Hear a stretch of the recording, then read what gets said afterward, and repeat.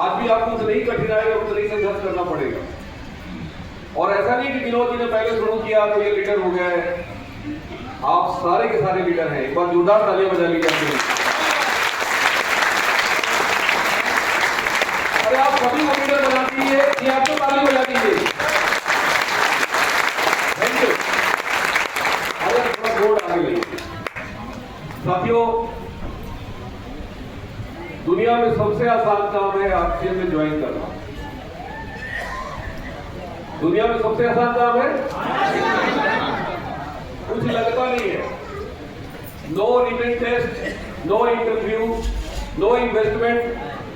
कोई भी व्यक्ति आधार कार्ड, पैन कार्ड है, बैंक में अकाउंट है, तो आप बड़े आसानी से आरसीएम में आप अपने आईडी जनरेट करवा सकते हैं। और सिर्फ 2000 रुपये का जो घर का आपका सामान है, जो आप बाजार से खरीदते हैं, बाजार से ना खरीद के कहां से खरीदते हैं? बस एक दुकान बदलने का निर्णय लेते हैं और आपका कार्यक्रम शुरू हो जाता है, आपका बिजनेस चालू हो जाता है, व्यापार शुरू हो जाता है। यहाँ पे कोई रिटन टेस्ट नहीं है, किसी तरह का फिजिकल टेस्ट नहीं है, मेडिकल टेस्ट नहीं है, किसी तरह का डोनेशन नहीं है, इन्वेस्टमेंट नहीं है। बहुत आसानी से लोग आरसीएम में जुड़ जाते हैं। अब बहुत आसानी से जो चीज मिल जाती है उसकी कदर होती है क्या? बहुत आसानी से लोग आ जाते हैं। बहुत आसानी से क्यों आ जाते हैं? क्योंकि कुछ लगता नहीं है। और छोटी मोटी समस्या आती है तो बहुत आसानी से लोग क्या करते हैं? छोड़ देते हैं। बहुत सारे लोग मिलते हैं आरसीएम में जो कहते हैं सर मैं भी आरसीएम किया,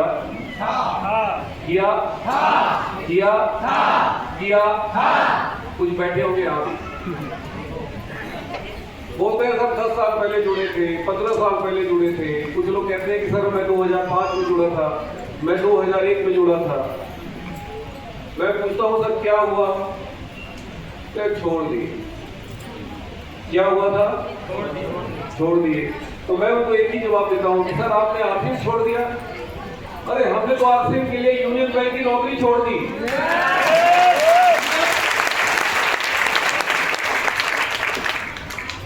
बताइए जो छोड़ दिया वो समझदार कि आपके सामने जो आदमी खड़ा है वो समझदार? कुछ लोग नहीं बोल रहे। मुझे पता है आपका दिमाग चल रहा होगा, नौकरी छोड़ के बुद्धिमानी वाला काम थोड़ी किया। हमारा बिहार है जी, बिहार में आज भी नौकरी की बीमारी है, रोग लगी हुई है। साथियों, अगले आधा घंटा 45 मिनट में आपके बीच रहूंगा। मुझे झेलने के लिए तैयार है? जो नहीं बोल रहे वो तैयार नहीं है। थोड़ा बोल दीजिए, तैयार है? यस। मुझे पता है कि आप पिछले 1.5-2 घंटे से झेल रहे हैं। काफी तालियां बजाए आपने। आपको गुस्सा भी आ रहा होगा, क्या ट्रॉफी इसको मिल रहा है, माला इसको पहनाया जा रहा है, पैसा इसके अकाउंट में आ रहा है, साला मैं क्यों ताली बजाऊं? गुस्सा आता है नहीं? मुझे पता है पीछे जो बैठे उनको बहुत गुस्सा आ रहा था। मुझे भी पहली बार बहुत गुस्सा आ रहा था। मुझे भी लगता था कि यार ये बुला करके लोग क्या दिखाना चाहते हैं। हकीकत में बताऊं, मैं अपना परिचय दूं, माई सेल्फ धर्मेंद्र कुमार, बनारस में मैं रहता हूं, लेकिन हूं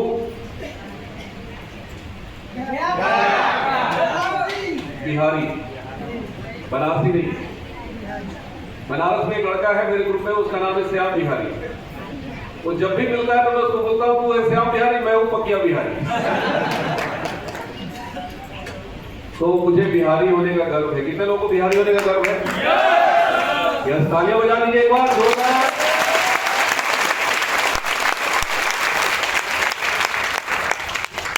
साथियों, मैं इसी गया डिस्ट्रिक्ट का रहने वाला हूँ। मेरी जन्मभूमि है ये। यही गया हॉस्पिटल में, सरकारी हॉस्पिटल में मेरा जन्म हुआ था। यही बगल में मेला थाना है, बराबर पहाड़। आप लोग नाम सुना बराबर पहाड़? बिल्कुल बराबर पहाड़ के बगल में ही हमारा गांव है। उधर से दशरथ मान जी उधर है, इधर हम हैं। दशरथ मान जी ने पहाड़ तोड़ दिया, काट दिया। दशरथ मांझी ने कहा था जब तक तोड़ूंगा नहीं तब तक छोड़ूंगा नहीं। और दूसरा दशरथ मांझी इधर खड़ा है।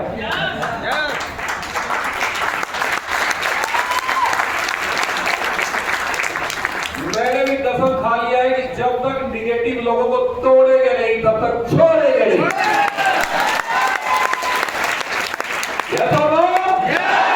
उत्तर प्रदेश वाले बोलते हैं अच्छा गया जिला के हैं, दशरथ मांझी वाला गांव के हैं क्या? मैंने कहा पड़ोसी है। दशरथ मांझी भी वही पानी पिया था जो पानी हम पिए। तो मुझे बड़ा गर्व है कि मैं गया जिला का रहने वाला हूँ, बोध गया की धरती से हूँ। भगवान बुद्ध को यहाँ ज्ञान की प्राप्ति हुई थी, वो पीपल का वृक्ष आज भी है। मैं यहाँ पढ़ाई करता था, गया कॉलेज गया से मैंने इंटर किया, बेला अग्रवाल हाई स्कूल से मैंने हाई स्कूल किया। चंद्रदीप बाबू हमारे प्रिंसिपल थे, मुझे गर्व है कि वो मुझे पढ़ाया है। मुझे राष्ट्रपति अवार्ड मिला था चंद्रदीप बाबू का। नाम सुना आप लोगों ने? कितने लोगों ने चंद्रदीप बाबू का नाम सुना है? बहुत सारे लोग जानते हैं। उनको राष्ट्रपति अवार्ड मिला था। बहुत स्ट्रिक्ट प्रिंसिपल थे। प्रारंभिक शिक्षा हमारी गांव में हुई और उसके बाद हाई स्कूल मैंने अग्रवाल हाई स्कूल बेलागंज से किया और इंटरमीडिएट मैंने किया गया बोले गया से। बीएससी पार्ट 1 का मैं छात्र था, उस समय बैंक की वैकेंसी आई थी और मैंने फॉर्म अप्लाई किया। फर्स्ट अटेम्प्ट में मेरा फाइनल सिलेक्शन हुआ। उत्तर प्रदेश में यूनियन बैंक ऑफ इंडिया में मेरी पोस्टिंग हुई और मैं नौकरी करने गया था। क्या करने गया था? नौकरी। और करने क्या लग गए? ज्ञान की प्राप्ति भगवान बुद्ध को कहाँ हुई थी? लेकिन हमें गया में नहीं हुआ। मैं कई बार बोध गया था। मैं जब पढ़ाई करता था तो अक्सर में जाता था बोध गया। क्यों जाता था बोध गया पता है? घूमने नहीं जाता था। वहां पे बहुत सारे फॉरेनर आते हैं। उन फॉरेनर लोगों का मैं गाइड बन के रहता था उनके साथ पूरा दिन। उनसे इंग्लिश सीखता था, इंग्लिश में बात करता था क्योंकि वो हिंदी समझते नहीं थे और उनके साथ पूरा दिन उनको गाइड करने के लिए इंग्लिश बोलना पड़ता था। तो मैं इंग्लिश स्पीकिंग सीखने के लिए मैं उन फॉरेनर्स के साथ काफी समय बिताता था। उनको वो पीपल का वृक्ष दिखाता था, वो भगवान बुद्ध की जो पांव का निशान है मैं वहां पे दिखाता था। दिन भर उनको वहां पे ध्यान लगवाता था, लेकिन मेरा ध्यान वहां लगता नहीं था। ज्ञान की प्राप्ति पता नहीं कहां से लोग आते थे और 2 दिन बाद कहते थे मुझे ज्ञान की प्राप्ति हो गई। मैं सोचता था पता नहीं साले बेवकूफ लोग हैं, इनको पीपल के नीचे पेड़ के नीचे पता नहीं कौन सी ज्ञान की प्राप्ति हो जाती है। मैं सोचा करता था, लेकिन मैं सच्चाई बताऊं मुझे ज्ञान की प्राप्ति यहाँ नहीं हुई। मुझे ज्ञान की प्राप्ति हुई काशी नगरी वाराणसी में।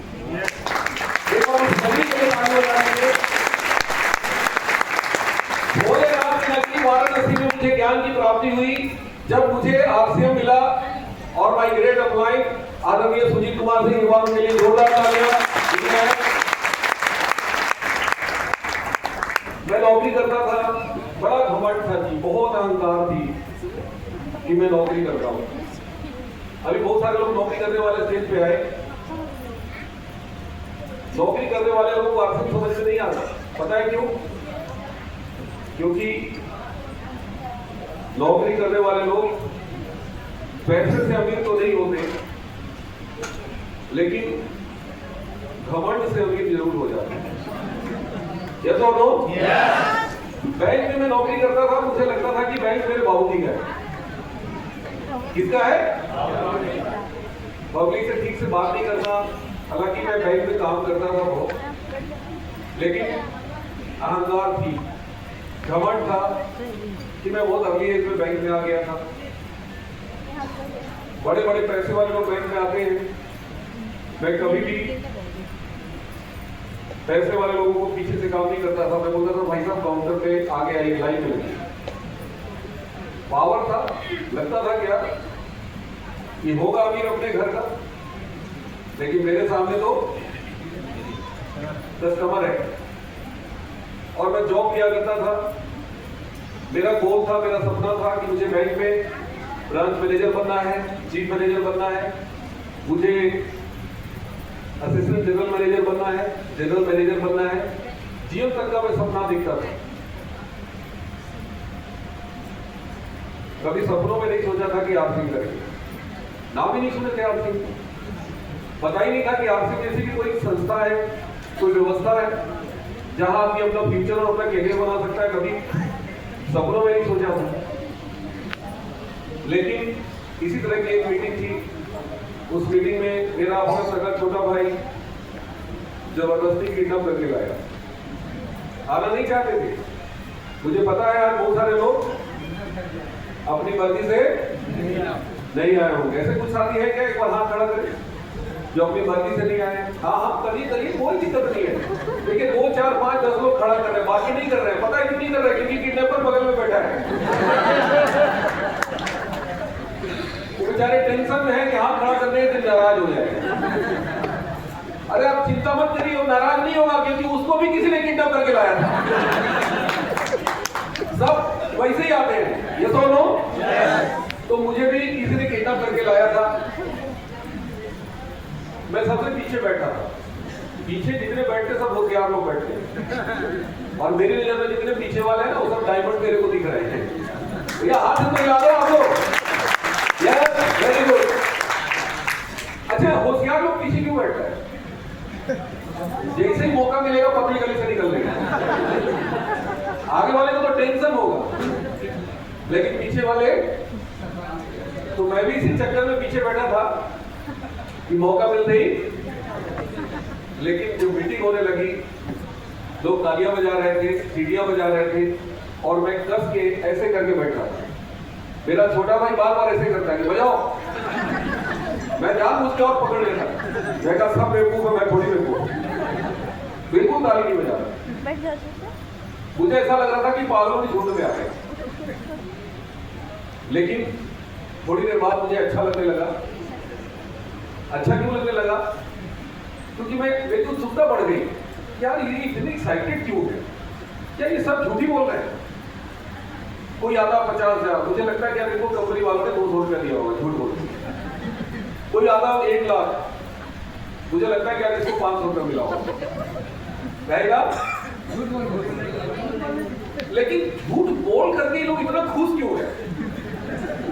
भाई आप देख रहे होंगे सारे आरसी वाले नाच रहे, डांस कर रहे हैं, यस और नो? भाई झूठ बोल करके आदमी भागेगा भी, यहाँ पे डांस करेगा। कॉमन सेंस वाली बात है। तो मुझे बड़ा उत्सुकता हुई जानने के लिए यार सच्चाई क्या है। तो मीटिंग के लास्ट में एक व्यक्ति आए, उन्होंने अपनी 1 महीने की इनकम बताई। मैं लिख दे रहा हूँ, मैं बार बार ये लिखता हूँ।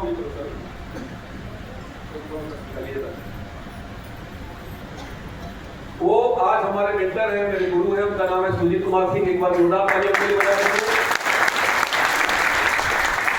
उन्होंने 1 महीने का इनकम बताई 1,25,000। उस समय मेरे ब्रांच मैनेजर की सैलरी थी 25,000। 15 साल जूता घिसाने के बाद,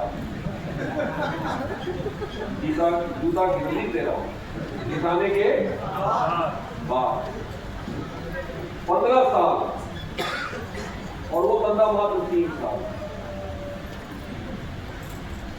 बताइए विश्वास होगा? जोर से बोलिए। और उस समय मेरी जो सैलरी थी वो थी 15,956 रुपये। 10 साल बाद 15 साल मैंने पढ़ाई की, यही गया कॉलेज गया से मैंने इंटर किया, बैंकिंग सर्विस बोर्ड की तैयारी की। पूरी रात जाग के पढ़ाई करते थे, खाना नहीं खाते थे कि नींद आएगी, कुर्सी टेबल पे बैठ के पढ़ाई करते। 17 लाख लड़के एग्जाम में बैठे थे। कितने? थोड़ा बोलिए तो ज्यादा समझ में आएगा। और मात्र 150 लड़का सेलेक्ट हुआ। सोचिए कितना टफ एग्जाम रहा होगा। हम लोग सिलेक्शन बोर्ड नहीं बोलते थे, BSRB का मतलब बैंकिंग सर्विस रिक्रूटमेंट बोर्ड। हम लोग बोलते थे रिक्रूटमेंट बोर्ड नहीं, रिजेक्शन बोर्ड। रिक्रूट कहां करती है, सबको तो रिजेक्ट कर सकती है। तो उतना टफ एग्जाम मैंने क्वालिफाई किया। 12 महीने दिन रात पढ़ाई की। भूल गए कि धरती पर हम जिंदा हैं। पूरी रात लंटेन जला के, उस समय लंटेन वाला युग था, लालू जी का 90-92 वाला दशक था। उस समय बिजली रहती नहीं थी, रहेगी कहां से, खंबा ही लोग उखाड़ ले जाते थे। आजकल तो खंबा है, लाइट भी है। हाँ, मैं देखो किसी आरटी पार्टी से नहीं हूँ, मेरी सारी पार्टियां मेरी पार्टी में, चाहे लालू जी हो चाहे मैं जो फैक्ट है वो आपके सामने बता रहा हूँ कि इस समय 1990-92 के दशक में क्या होता था। पुराने लोग हैं यहाँ पे, को पता होगा, ललटेन जला के पढ़ते थे। कैसे? बड़ा लोग जोर से बोलिए। अब तो ललटेन ढीबरी कहीं दिखता ही नहीं, अब तो गाँव में सब व्यवस्था बदल गई। हमारे टाइम में हम लोग ललटेन जला के पढ़ते थे, रात भर गर्मी के दिनों में कटरा था ऊपर में, ललटेन जला के कैसे पढ़ाई की है मैं ही जानता हूं। लोग कहते थे कि यार तू कितना भी पढ़ ले सिलेक्शन नहीं होगा, लेकिन दिमाग में एक ही चीज चल रहा था कि नहीं यार नौकरी लेनी। और मैंने रिटन टेस्ट क्वालिफाई किया, इंटरव्यू हुआ। इतना पढ़ाई करने के बाद सुबह से शाम बैंक पे जाते थे तो गधे जैसे काम करते थे। कैसे काम करते थे? गधा देखा है? क्या बात है, गया भी गधा नहीं है? अरे हम भी गया नहीं है भैया, इतना गधा गया में वो कहीं नहीं है। गधा के मामले में नंबर 1 है। अरे फल्गू के पास चले जाइए, दुनिया मतलब बालू ढूंढता रहता है। यस और नो? तो वैसे ही काम करते थे बैंक में। कोई बैंक वाला बैठा नहीं है ना, रमेश बाबू बैठे हैं रिटायर, तो हमारे पार्टी में आ गए। अच्छा रमेश बाबू सही बोल रहे हैं गलत बोल रहे हैं? हम लोग गधे जैसा काम किए नहीं किए। सुबह से शाम गधे जैसा काम करते थे। 15,956 और ये सुजीत कुमार की 3 साल बाद 1,25,000। बात बिल्कुल हजम मैंने कहा यार इससे बड़ा झूठा तो धरती पे कोई नहीं होता। सारे लोग मीटिंग के बाद चले गए, मैं रुका था। मैंने कहा सर मुझे प्रमाण चाहिए, प्रमाण दिखाओ। उन्होंने चेक की फोटोकॉपी दिखाई। पहले कंपनी चेक भेजती थी, पहले ये सारा गूगल पे, फोन पे, इंटरनेट बैंकिंग ये सब कुछ था ही नहीं। हमारे जमाने में सारा ऑनलाइन बैंकिंग थी। 20 साल पुरानी बात बता रहा हूँ। मैंने उनकी चेक की फोटोकॉपी उन्होंने दिखाई, लेकिन मैं संतुष्ट नहीं हुआ। मैंने कहा यार सब फर्जी चेक बड़े आसानी से बन जाते हैं, मैं बैंक वाला हूँ, मुझे प्रमाण चाहिए। बोले क्या प्रमाण चाहिए? बोले चेक किसी ने किसी अकाउंट में भेजा होगा, उस अकाउंट का ओरिजिनल स्टेटमेंट चाहिए। बोले वो भी तो फर्जी हो सकता है। मैंने कहा मुहर लगवा के लाओ, मैं पता लगाऊंगा। मेरे ससुर जी स्टेट बैंक में थे उस समय, पटना गांधी मैदान में ब्रांच मैनेजर थे। मैंने उनको फोन करके पता लगाया और सब कुछ पता लगाने के बाद देखो लोग कहते हैं कि यार हम चेक करेंगे। कई लोग मिलते हैं जो कहते हैं क्या बोलते हैं, कुछ लोग को साबुन दीजिएगा, कहेंगे पहले हम चेक करेंगे, सर्फ आपका चेक करेंगे, चाय पी के चेक करेंगे, बिस्किट खा के चेक करेंगे। अरे क्या चेक करेंगे गुरुजी, आपसे 10,000 गुना चेक हमने आरसी को किया है, तब यूनियन बैंक की नौकरी छोड़ के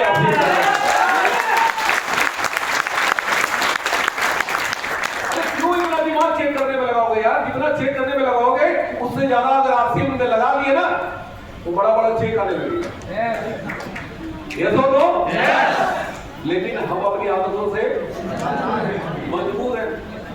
चेक करेंगे, हमने भी चेक किया, कंपनी को चेक किया, प्रोडक्ट को चेक किया, अपलाइन को चेक किया, उनकी इनकम को चेक किया, कंपनी के मालिक को चेक किया, डीपो को चेक किया, पीयूसी को चेक किया, और सब कुछ चेक करने के बाद मेरे को समझ में आया कि बेटा यही वो अपॉर्चुनिटी है, यही वो मौका है, मुझे जाओ पूरा का पूरा।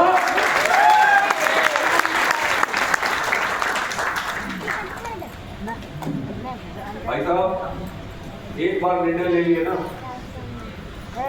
तो फिर मेरे अपलाइन का फोन नहीं आता था कि धर्मेंद्र जी आरसीएम में इस महीने क्या टारगेट, रॉयल्टी कब कर रहे हो, टेक्निकल कब कर रहे हो, इमरान कब कर रहे हो, सफायर कब कर रहे हो, साफ सफाई कब कर रहे हो।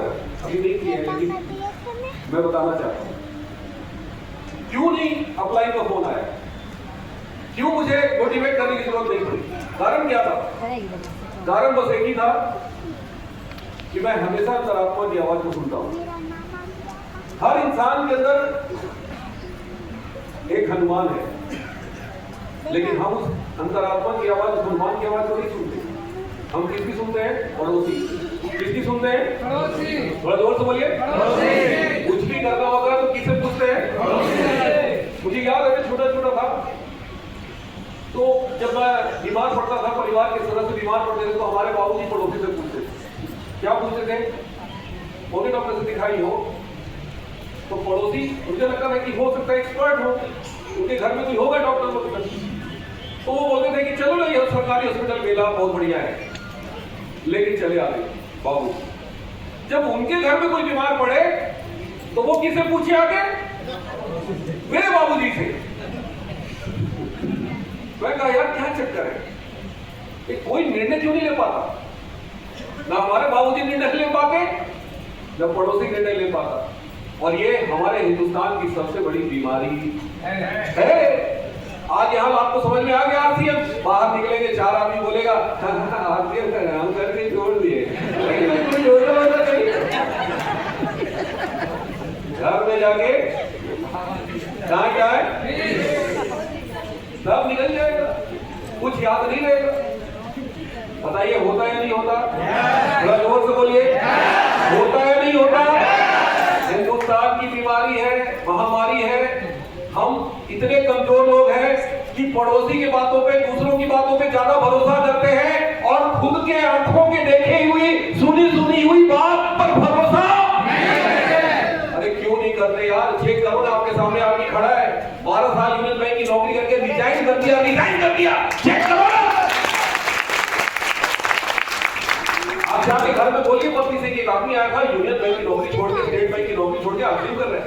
पता है वो घर वाले क्या बोलेंगे? ये सब चक्कर में मत पड़ा जा, चुपचाप एक करा था ना उसे करा, ये सब चक्कर में पड़वा जा, ना घर करे दीपा ना घाट करे दीपा।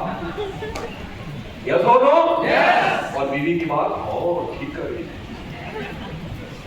कमाल की। अरे बीवी यहाँ नहीं आके बैठी है यार, बैठाओ ना लाके, सारी दुनिया को समझा दो कि बीवी को नहीं समझा पाओगे। बीवी चीज ही ऐसी होती है। और बड़ी किस्मत वाले हैं कि कुछ बहनें हमारी बैठी हुई है।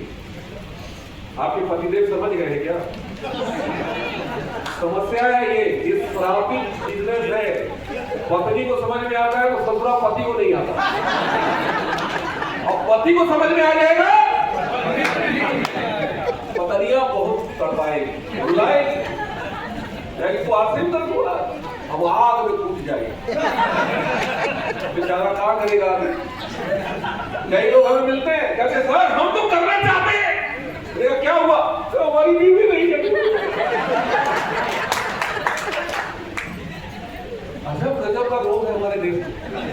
बाप को समझ में आएगा तो ससुरा बेटा नहीं करने देगा, और बेटा को समझ में आएगा तो साला बाप नहीं करने देगा।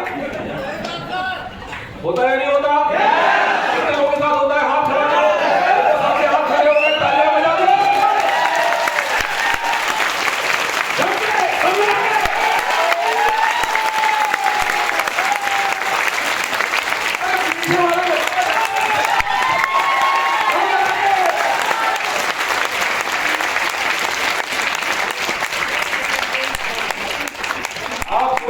आपको कैसे पता? अरे तो हम दूसरे ग्रह से थोड़ी आए हैं, हम एक ग्रह से आए महाराज। अरे हमारी पत्नी तो इतनी जालिम है, आज तक ससुरा लड़ती है। अभी 20 सितंबर में इतनी भीषण लड़ाई हो गई, अटैची फटैची लगे घर से बाहर, रहेंगे ही नहीं आपके यहाँ। अब क्या कौन गुनाह कर दिए, तो सजा दे रही है, क्या नहीं करते हैं महाराज, लेकिन तब भी आरसीएम की लाभ खड़ी रहती है। वो कहती है कि नहीं हमको आरसीएम नहीं, हमको तुम चाहिए, बिल्लो निकल जाओ पूरा। तो है कहती है आरसीएम हमारी सोतन है। अभी भैया बता रहे थे ना 15 दिन से बाहर है, इनसे पूछो घर का हाल बताएंगे। बड़ी परेशानी, और ज्यादातर लोग की परेशानी को झेल नहीं पाते। लेकिन मैं आपको तरीका बताऊंगा। हाँ तुम बोल रहे कुछ लोग सोच रहे हैं कि आपकी पत्नी क्यों विरोध करती है? करती है भाई, पत्नी का काम ही है विरोध करना। पत्नी का काम क्या है? विरोध करना। हाँ वो पैदा ही इसीलिए हुई है। आदमी को अगर कोई काबू में रखा है तो कौन रखा है? ये आदमी बड़ा जालिम चीज है। भाई पत्नियां जानती है, जानते हैं इसको छोड़ोगे समय में लगा घोड़ा हो जाएगा और पता नहीं कहाँ कहाँ तांडव करेगा, इसको बांध के रखो। बात समझ में आ रही है? एक बार सभी लोग पति के लिए ताली बजा दो।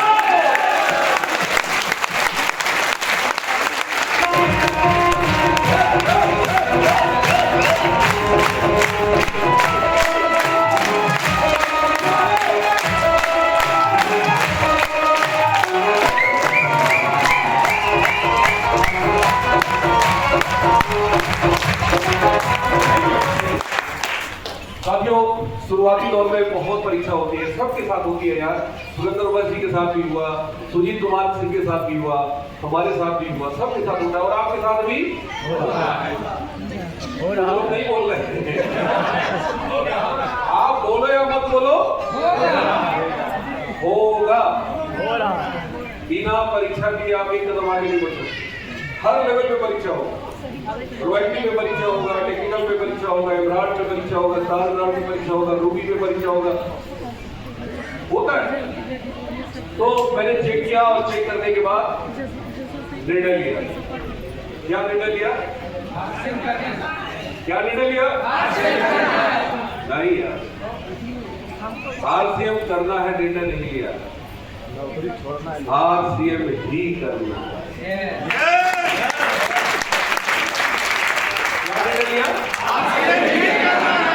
जैसे मैं बोल रहा हूँ ऐसे बोलो ना,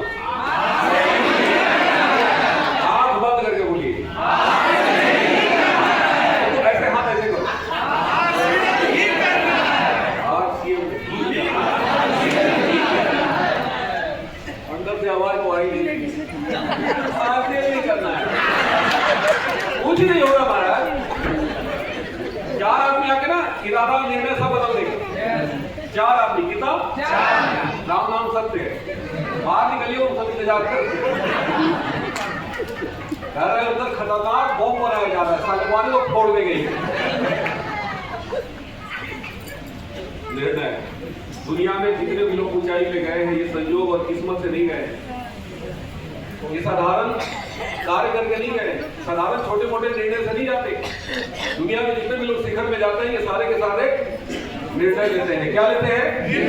थोड़ा जोर से बोलिए। दुनिया में सबसे ताकतवर का कोई शब्द है, उसका नाम है निर्णय। निर्णय, ये बहुत ताकतवर शब्द है। आज इस हॉल में आप संकल्प कर लीजिए कि मुझे आरसीएम ही करना है।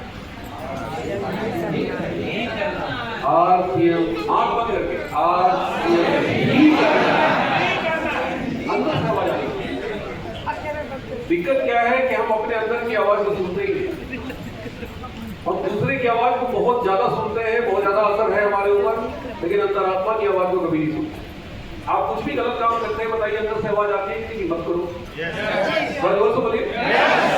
कभी सुनते हैं? नहीं सुनते। अगर अंदर आत्मा की आवाज सुनने लग जाए ना, इस धरती में आपको डाइवर्ट करने से कोई रोक नहीं सकता। प्रॉब्लम क्या है कि एनो गैनो नथु पता नहीं किसकी किसकी किसकी किसकी किसकी सुनते रहते हैं, लेकिन जो अंदर बैठा है, जो हनुमान बैठा है, जो आपको लेके उड़ सकता है आकाश में, हम उस हनुमान की सुनते नहीं, लेकिन हमने अपने अंदर के हनुमान को जगाया और अंतरात्मा से आवाज आई कि मुझे, मैंने निर्णय लिया जुलाई 2005 में। कब निर्णय लिया? सिर्फ 3 पैंट पीस कपड़ा था उस समय, 250 किलोमीटर की दूरी पे आरसीएम की दुकान थी। कितने किलोमीटर? 250। मुगल सराय में रेसिडेंस था और कानपुर में कंपनी की डिपो थी। उसके बीच में कोई दुकान मेरे को दिखता ही नहीं था।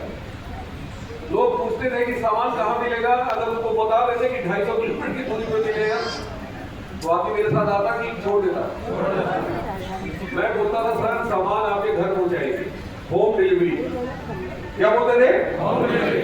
लोग बोलते थे भैया बैंक की नौकरी करते हो, कैसे करोगे होम डिलीवरी? मैंने कहा सर मेरा बिजनेस है पार्ट टाइम, मैं पहुंचाऊंगा, ये मेरी गारंटी है, जब तक जिंदा रहूंगा आपके घर पहुंचाऊंगा। और लोग भरोसा कर करके मेरे साथ जुड़ने लगे। जुलाई 2005 में मैंने निर्णय लिया। क्या लिया निर्णय? आरसीएम ही करना है। मैं ये सोच के नहीं कर रहा था कि चल गया तो ठीक है, नहीं चला 99% लोग निर्णय नहीं ले पाते।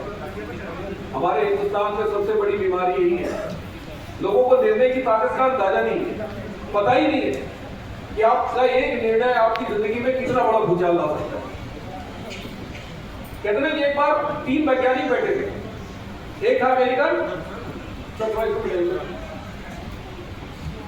वैज्ञानिक बैठे थे, एक इंडियन, एक अमेरिकन और एक ब्रिटिश।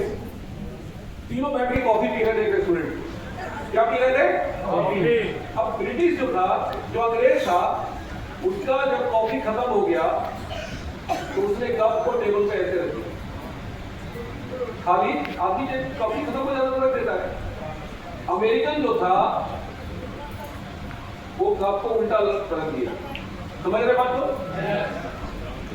अब ये था ब्रिटिश, ये था अमेरिकन। अब वाली किसी थी इंडियन।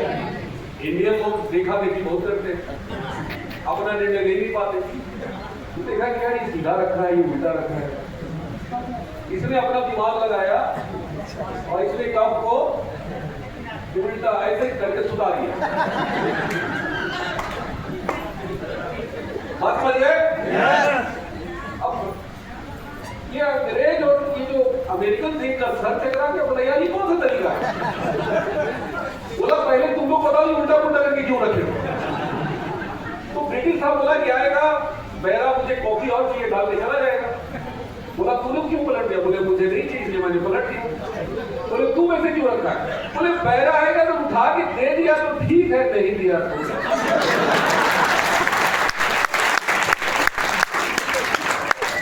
हमारे हिंदुस्तान में ज्यादातर यही वाली सोच वाले लोग हैं। आरसीएम यही सोच लेकर आते हैं कि चल गया तो ठीक है, नहीं चला।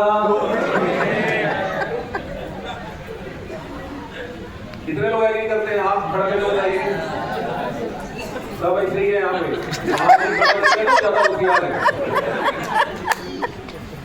99% लोग, ये इंडियन लोग ऐसे ही होते हैं, तुक्का मारते हैं। क्या मारते हैं? तुक्का। थोड़ा जोर से बोलिए। चल गया तो नहीं चला तो जाता क्यों? बहुत लोगों को मैंने देखा है आरसीएम का प्लान दिखाते समय यही बात बोलते हैं, अरे 2000 रुपये तो सवाल को देखना है, क्या चाह रहा है महाराज, आ जाइए। और यही हमसे सबसे बड़ी गलती होती है। कभी भी ये मत बताइए कि आरसीएम करने में जाता क्या है, ये बताइए कि आरसीएम करने में आता क्या है। क्या बताना है? आता क्या है? गलती से ये बताने लग गए ना, चलेगा नहीं और दौड़ेगा भी नहीं। लेकिन प्रॉब्लम क्या है, हम खुद ही यही सोच के जुड़े हैं। जब बदले देखा कहीं हाथ पांव मार के कहा जा ये तो नो। तो भैया ये सोच लेकर के अगर आरसीएम करेंगे तो आपको कुछ नहीं मिलेगा। आज तक जितने भी लोग इस व्यापार से पैसा बना रहे हैं, इनसे पूछिए कि आपने क्या सोच लेकर इसमें कदम उठाया। तो ये यही सोच लेकर बताएंगे कि भैया हमें चाहिए ही चाहिए, न ये न ये, हमें आरसीएम से 1 लाख रुपया पर मंथ कुछ भी हो जाए। वो तैयार है? क्या तैयार है? जब तो आवाज ही नहीं निकल रही है। 1 लाख रुपया आएगा, वैसे ही होता है। 1 लाख रुपया ही होता है, कहाँ होता है 1 लाख? अभी वर्मा साहब 22 करोड़ बोल रहे थे, 22 लाख को क्या बोल रहे थे? अरे भैया बैंक के चीफ ऑडिटर रेटिंग के लिए लाख बहुत छोटा है, 1 करोड़ इनकी जुबान से बार बार निकल रहा है। मैसेज क्या है? जाने वाले हैं। तालियां बजा दो, दम लगा दो।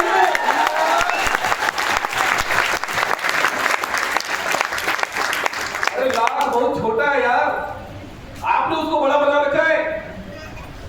हम लोगों ने करोड़ों में खेला है बैंक के अंदर, वो बात अलग है कि अपना नहीं था, लेकिन दूसरे के साथ खेले हैं। इतना करोड़ों के साथ खेले ना कि अगर किसी एक बैंक वाले को समझ में आ गया ना, ये रमेश बाबू रिटायर कर रहे हैं, ये भी चढ़ नीचे से कर रहे हैं, तो देख रहे थे नीचे से। अब पूछिए ना, पैसे की कमी है, इतना पैसा है ना इनके अंदर, ऐसे ही जुटा देते हैं।